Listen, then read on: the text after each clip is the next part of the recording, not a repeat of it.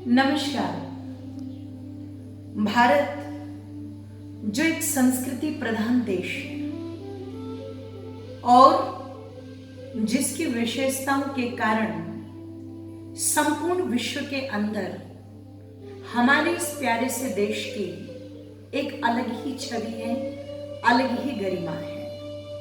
वो गरिमा जो निश्चित एक दृष्टिकोण पैदा करती है वसुधैव कुटुंबकम की भावना का, अर्थात ये सारी वसुधा ही हमारा परिवार है। हम सब एक हैं, कोई अलग नहीं है। इसलिए समय समय पर अलग अलग विशेषताओं के कारण ही संपूर्ण विश्व को भारत ने अपनी ओर आकर्षित किया है।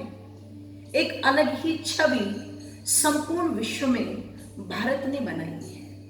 निवेदन कर दूं, उसी छवि उन्हीं मान्यताओं में एक मान्यता आती है संयुक्त परिवार की। संयुक्त परिवार अर्थात हम सब साथ मिलकर के रहें। ध्यान रखिएगा, आप लोगों को विचार करना चाहिए, चिंतन करना चाहिए कि एक समय भारत की यही परंपराएं दुनिया के लिए एक आश्चर्य पैदा करती थी कि एक ही परिवार के 50-50 सदस्य मिलकर के एक ही चूल्हे पर भोजन करते थे और बड़े प्रेम से आपस में रहते थे। निवेदन आप लोगों के मध्य में कर दूं, कहा तो पश्चिम की वो मान्यताएं कि 18 वर्ष की आयु आते आते बच्चा अपने माता पिता से ही अलग हो जाता है।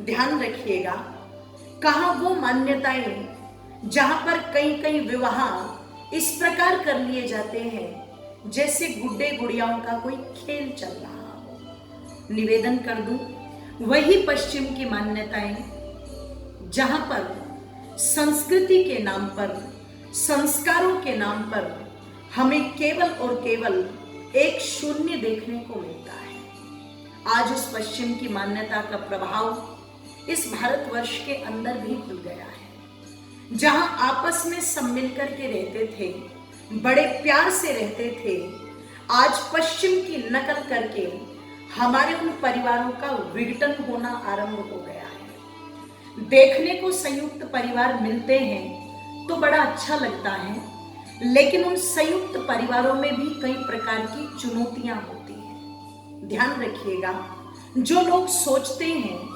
यदि एक ही छत के नीचे मिलकर के कई भाई रहेंगे, एक ही चूल्हे के ऊपर भोजन बनेगा, तो शायद हम अपने आर्थिक पक्ष को उतना मजबूत न कर पाए। इन मान्यताओं ने आज संयुक्त परिवारों को तोड़ करके रख दिया है।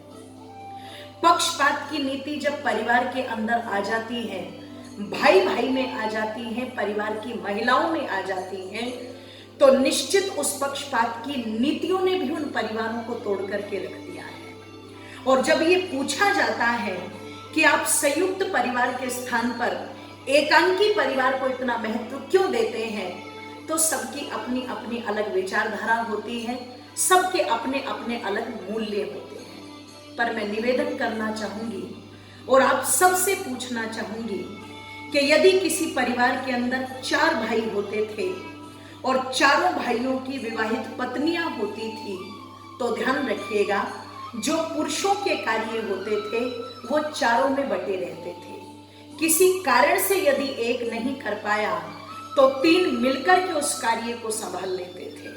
ठीक उसी प्रकार से महिलाओं में भी यदि 4 महिलाएं घर में रहती थी तो आपस में सब अपने कार्य बांट लेती थी। निश्चित वो कार्य इतना भार मस्तिष्क के ऊपर नहीं डालता था।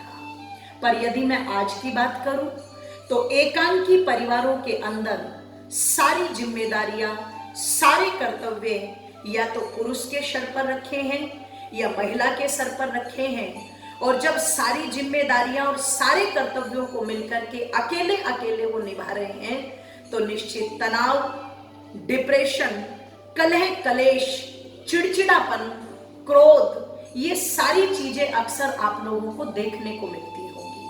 पहले व्यक्ति तनाव और डिप्रेशन का इतना शिकार नहीं होता था जितना आज हो रहा है। निवेदन कर दूं वहीं दूसरी ओर बच्चों पर पड़ने वाला प्रभाव। अभी पिछले दिनों में एक थ्योरी पढ़ रही थी कि आज के जो बच्चे हैं वो बड़ी देर से बोलना सीख रहे हैं, जबकि पहले के बच्चे बहुत जल्दी बोलते थे। उसका कारण कि परिवार में पहले जो हमारी महिलाएं होती थी, निश्चित बच्चा किसी न किसी की गोद में रहता था और वो उस बच्चे से बातें करती थी तो बच्चा जल्दी बोलने का प्रयास करता था। आज तो केवल और केवल घर में माँ है और माँ को भी नौकरी से फुर्सत नहीं है, तो बच्चा आया के पास पल रहा है। और ध्यान रखिएगा, दुनिया की कोई भी आया किसी बच्चे को दादी की तरह, ताई की तरह, चाची की तरह, बुआ की तरह वो प्यार नहीं दे सकती जो प्यार उस संयुक्त परिवार में बच्चे को मिलता था। इसलिए हम लोगों ने ये जो मान्यताएं अपनी बना ली है कि आज यदि कोई अपनी लड़की का विवाह करने भी चलता है तो उसकी भी प्राथमिकता यही रहती है कि मेरी बेटी अच्छे छोटे परिवार में जाए। पर चिंतन करना, छोटा परिवार आप लोगों को लगता होगा कि सुखी परिवार है, लेकिन मैं निवेदन कर दूं, संयुक्त परिवार की प्रणाली एक सुखद प्रणाली थी जिसको आज हमने तिलांजलि दे दी है। इस पर चिंतन करने की, मंथन करने की आवश्यकता है। आर्य समाज गांधीपुरा बालोतरा और आर्यन कल्चर सोसाइटी आप लोगों को सचेत करती है। धन्यवाद।